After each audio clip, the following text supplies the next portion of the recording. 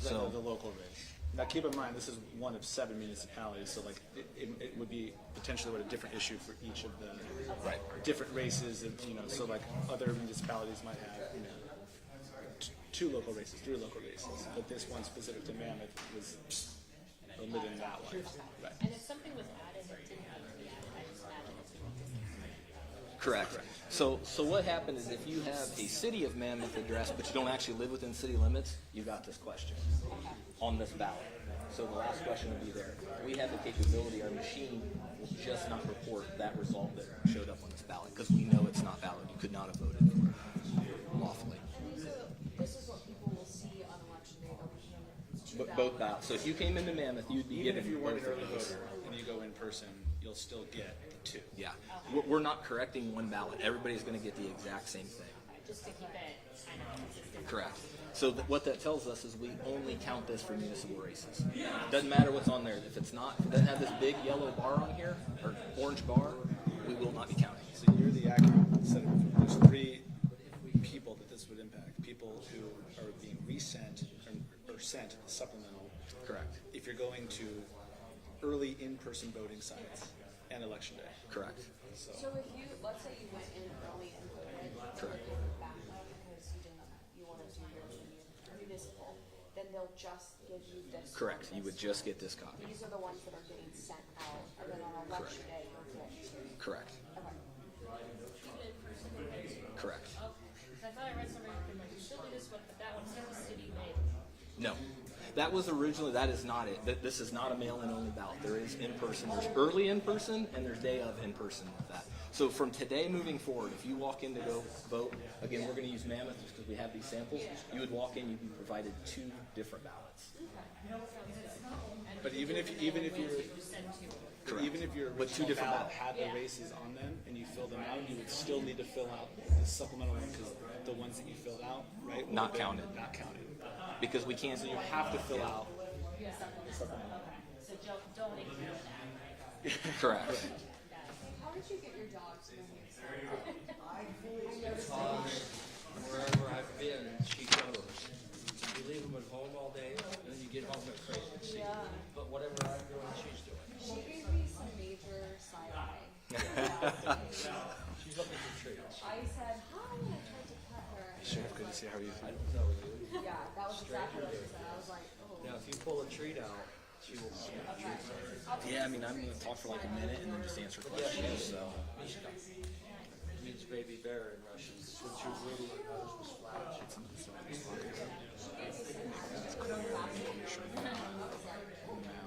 County made a YouTube video. How are you? Very nice. Nice to see you again. Is there a public even here? Nice to meet you. They got rerouted to something. Okay.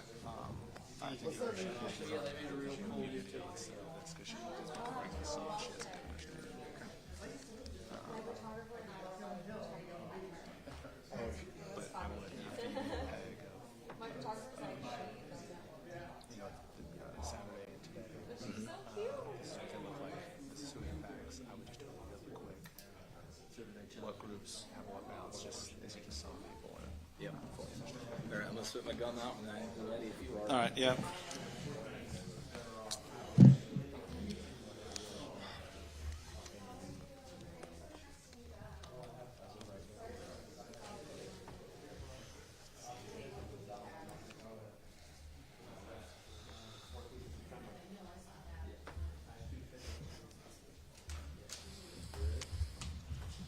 Couldn't get the paper, at least get the cover straight. Yes. All right, everyone, give everyone a second here. Turn the light on. Does anyone need a mic check? Mic check, mic check, We mic got check. I can hear you fine, Mike. Here, you can hear me okay? That's good.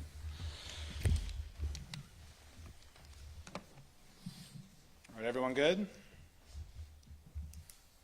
All right, well, I appreciate all of you making it down to Florence today to kind of just get an update on where everything stands with these new supplemental municipal ballots that are the voters will start seeing here, if not today, certainly in the next couple of days, affected voters anyways. And we really want to just kind of answer everybody's questions and also make sure that everyone's on the same page with what voters should expect and how, kind of how this is going to work the next 3 weeks as we head toward the August 2nd election. So we've got a handful of folks here, one to provide an update, but really to answer any questions everyone has on what voters are going to expect as these new supplemental ballots hit the mail and hit some of the early voting sites. But we've got Vice Chairman of the Board of Supervisors, Jeff Surdy, Supervisor Mike Goodman, Sheriff Mark Lamb, and County Attorney Kent Volkmer, who's going to start us off with kind of an update on what's happened over the weekend, where things stand, and what voters are going to start seeing here in the very near future.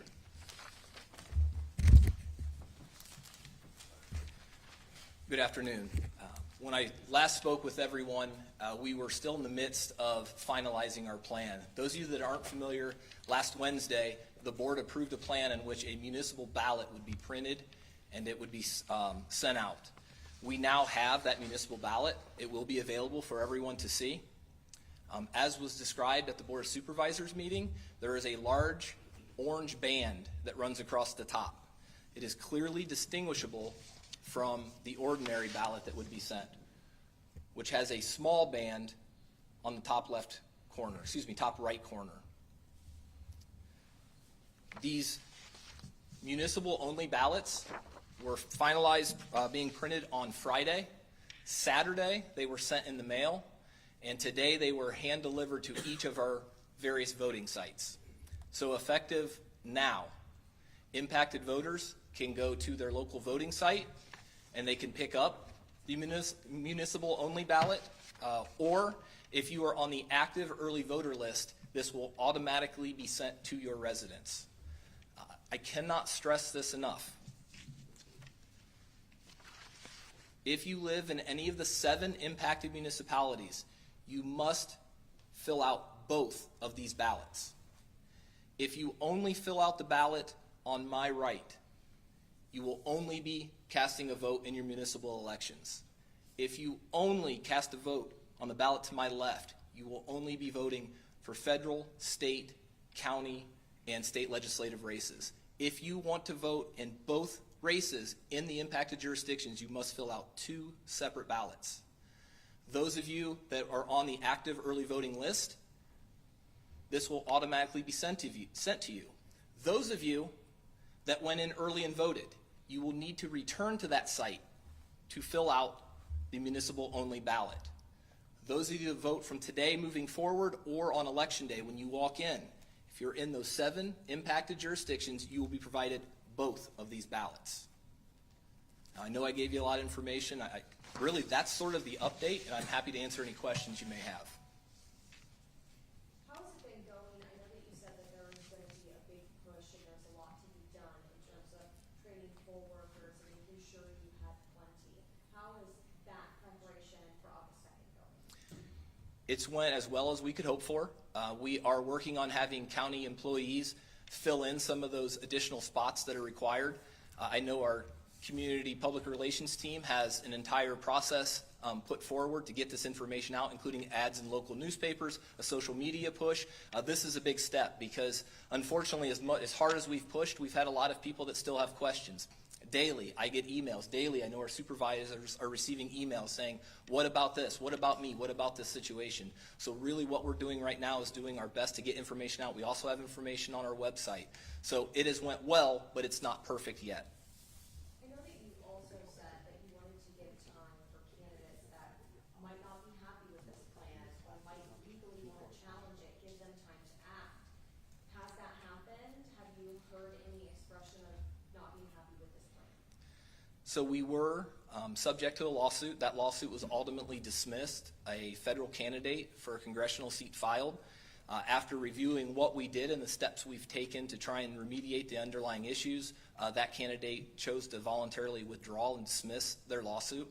I've only personally heard or anecdotally heard from local municipal race candidates, people running for city council. Most of them seem to be satisfied with our solution. I wouldn't go as far as to say they're happy, but they understand the decision that we made and they're supportive given the limited options that we had. What's your message to voters about the integrity of the election? There's a lot of rumors flying and, certain people have concerns. I would reiterate that this is human error.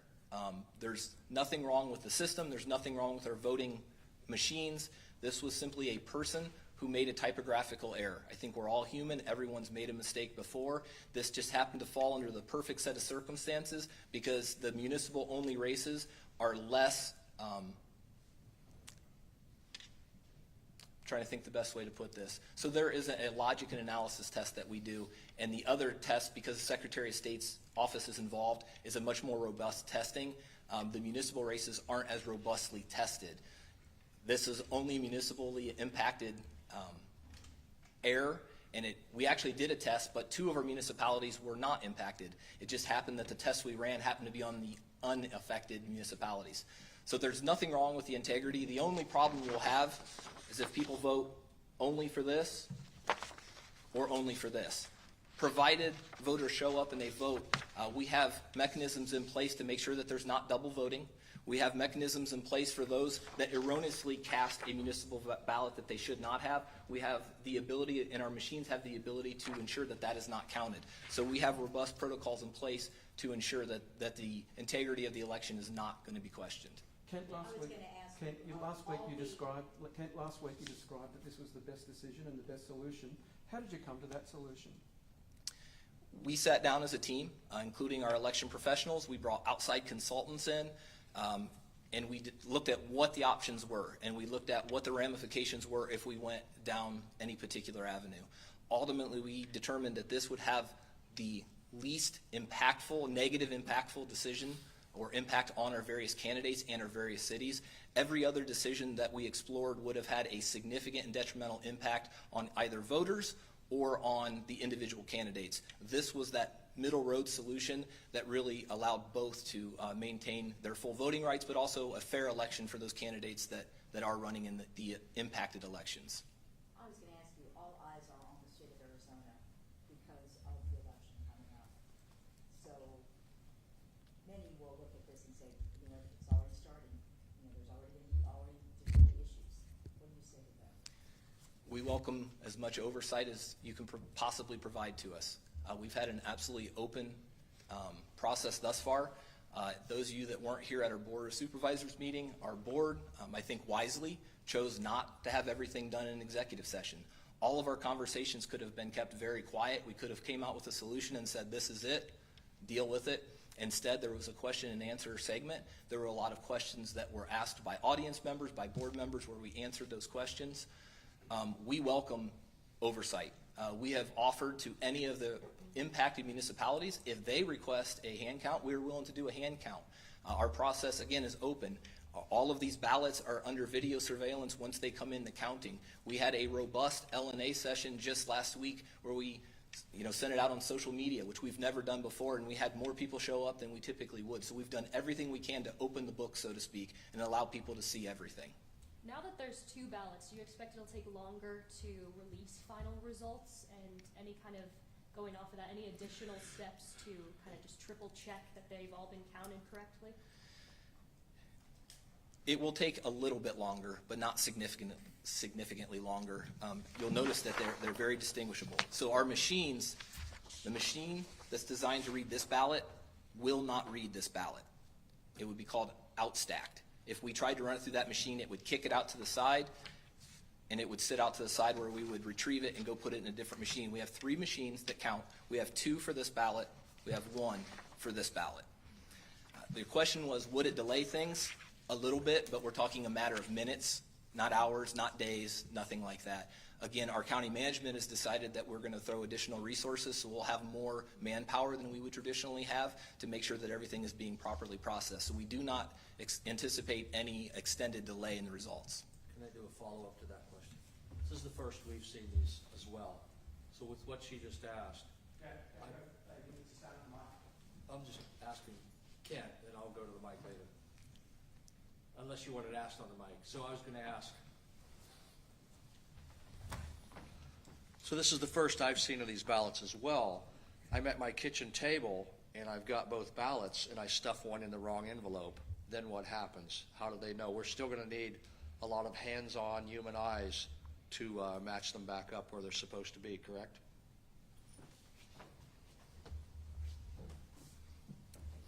We will have human eyes that do actually match things up and make sure that they are in fact accurate. We have people that check every signature as well. They compare it to the signature that's on that ballot with your known signature that's already there. So we will have those additional resources that will be available and working. In fact, there was an email that went out today. I believe we're going to have upwards of 100 workers that are specifically tasked with addressing these underlying issues.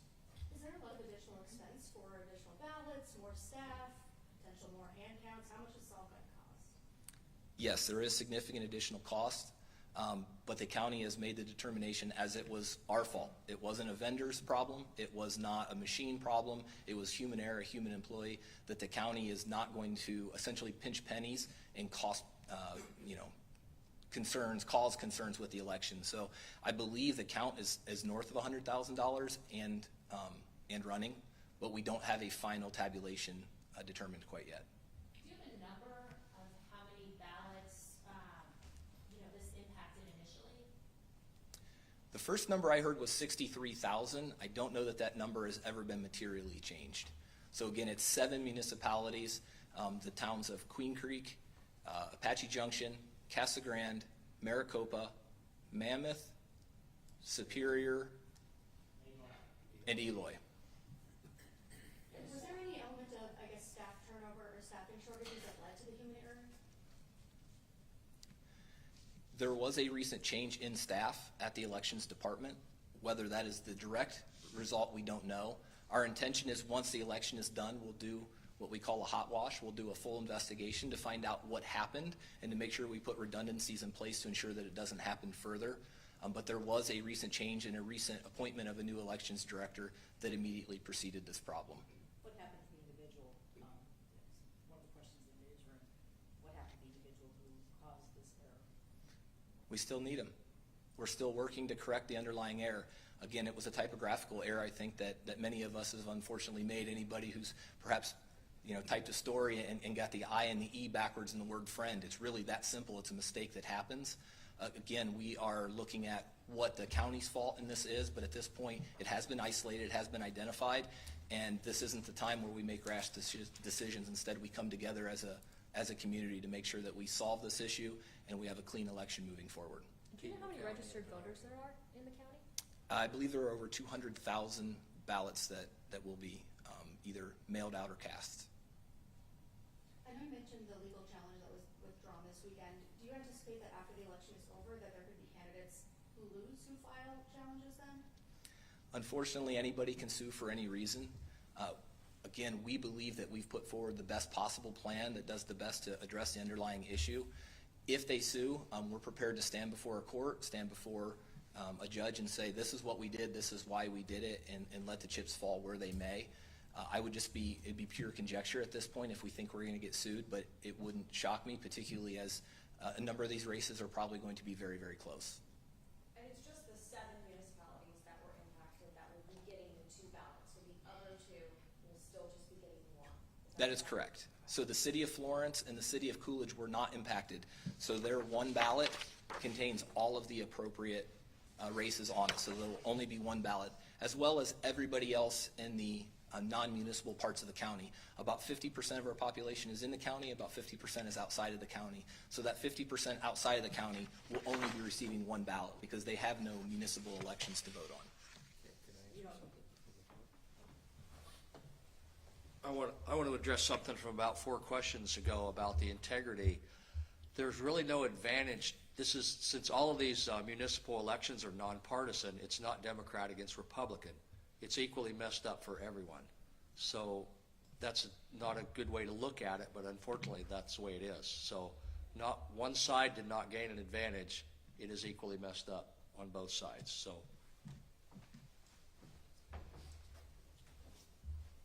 Sheriff Lane, can we get a comment from you about what you think about this?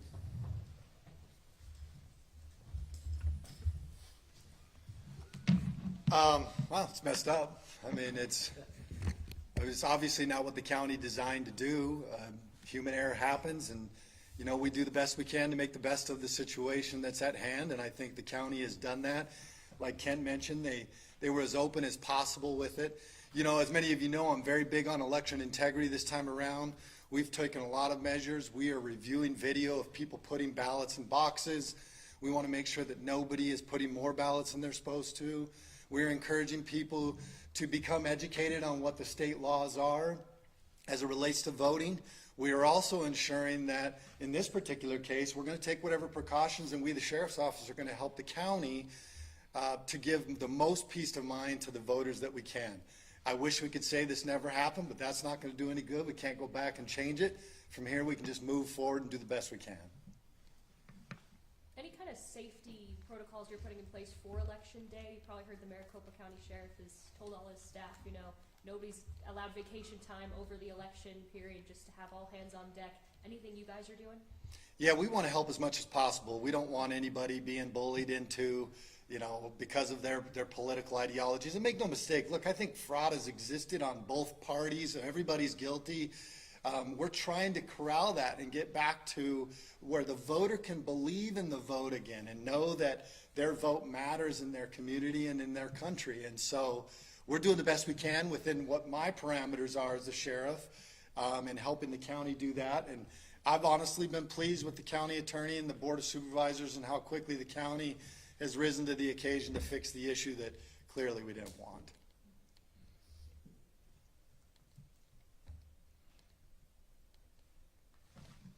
Question is for Ken. You said that it's very important that people fill out both ballots. Those ballots are gonna probably have races that they shouldn't, or will have some left out, but they should still fill out the whole ballot. Is that correct? That is correct. So on your, I'm going to call it the federal ballot just for ease of conversation. On your federal ballot, if you live outside of the municipal area, but you have one of the affected cities' addresses, there's a chance that you would have the mayoral race and potentially a city council race.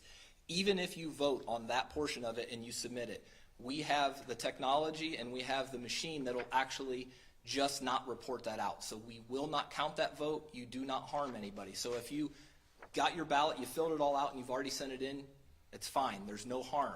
However, if you send it out and you still want your vote to count, and it should have counted, and maybe your ballot was correct, if you live in one of those municipalities, we are not going to be counting that vote on the back, because I can't distinguish who actually made this, cast this ballot, and I can't determine or establish whether you're the person that should have or should not have voted.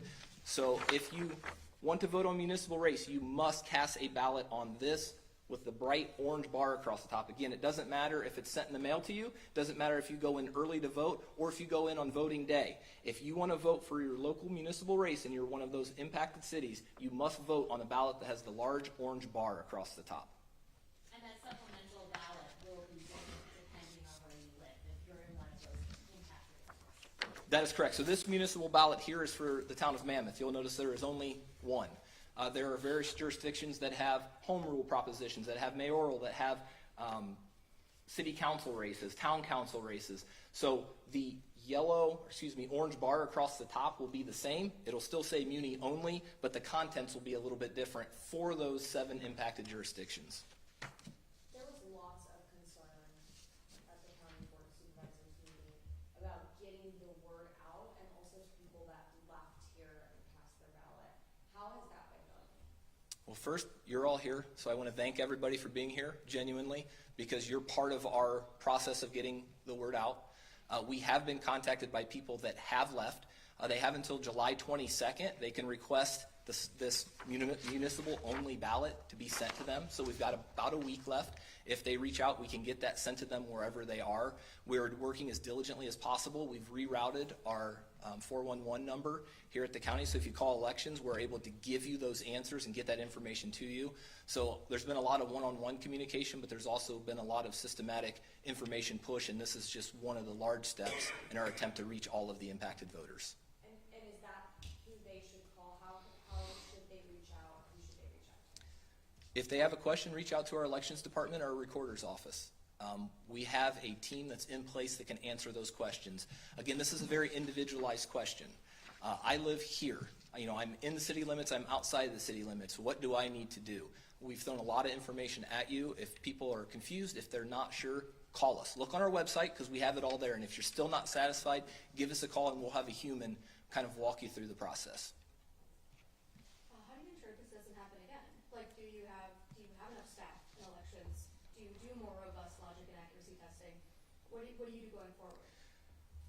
So the county has authorized a number of additional resources, additional bodies, additional finances. So for this election, we're not concerned. How we're going to make sure this doesn't happen in the 2024 and ongoing elections, that'll be part of that hot wash that I described earlier, where we're going to take an actual analysis. We're going to look at it, we're going to do an investigation, and we're going to look at where we failed. You know, was it a single point of failure? Were there multiple points of failure? And how can we build a robust network to make sure it doesn't happen again? We're committed to fixing the problem, find out what went wrong and fixing it moving forward. But right now our focus is on getting this information. All hands are on deck to make sure this election goes smoothly and we push the information out. This was because of human error of ballot design. Is it true that you're outsourcing for the November election for ballot design?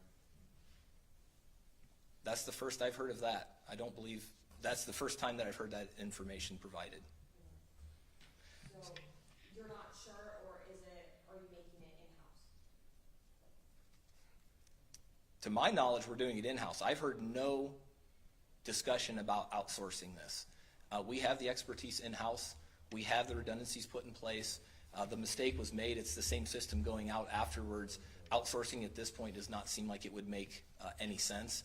We prefer to keep it in-house so we can make sure that it's transparent. If we outsource it, the public, the media, not everybody gets the same input to see the same eyes. So our intention is to keep it in-house unless we determine that we're unable to do so. And at this point, that determination has not been made. Could you mail in one ballot and then vote in person on the second ballot? Or do you have to mail both and vote in person for both? You can come in person. There's no prohibition. Even if it's mailed to you, you can come in, you can drop this off at our voting sites. You can take it in, you can drop it off on the day of the election. A lot of people like to do that. They like to get their ballots beforehand. They like to look at it. They like to research the individual candidates. They like to sleep on their decision, talk with their family, their loved ones, and make a decision. And then on the day of the election, they'll walk in and drop it off. And that is perfectly acceptable. We actually encourage people to do that as well. So, Mr. Wolf requested that we let people know where they can track their ballots. That's my.arizona.vote. Is it my my.arizona.vote. My dot? My Arizona. My.arizona.vote. Oh, my dot. I kept thinking DOT. Sorry. It's I did too. Say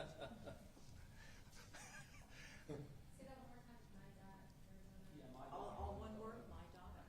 so my like dot Arizona dot. Is it G-O-V? V-O-T-E. Sorry, I wasn't prepared for that one. I was supposed to be a softball for my guy too. Can you believe this? Well, I got you here. I want to take the opportunity to say, like, you cannot deliver more than one ballot typically. There are very narrow justifications for delivering more than one ballot into a box. You could be a caretaker, maybe your spouse. It doesn't really extend much beyond that. So be familiar with the rules. You cannot deliver a handful of ballots. You certainly can't do it over and over again. If your spouse or a loved one has passed away and you still get their ballot, you cannot vote for them even though you think you know how they may have voted. It is illegal to cast that vote. Ensure that your signatures match what you signed on your registration form. If you want your vote to count, make sure that your signature matches that. These are all things that we're trying to be very cognizant of. These are places where we've seen real gaps and abilities to fraud the system. And we're trying to do the best we can to minimize that. I will tell you, there are laws against this. They have penalties associated with them. And if you are caught doing that and we catch it, we will hold you accountable. We will investigate it. We will submit that to the county attorney's office. We would love to avoid that, which is why I'm here telling you these are some of the pitfalls that people might fall into when it comes to voting. You cannot cast more than one ballot either. You can't send one in and come fill out another one. Those are all things that are illegal, and we're asking the public not to do those. Anything else?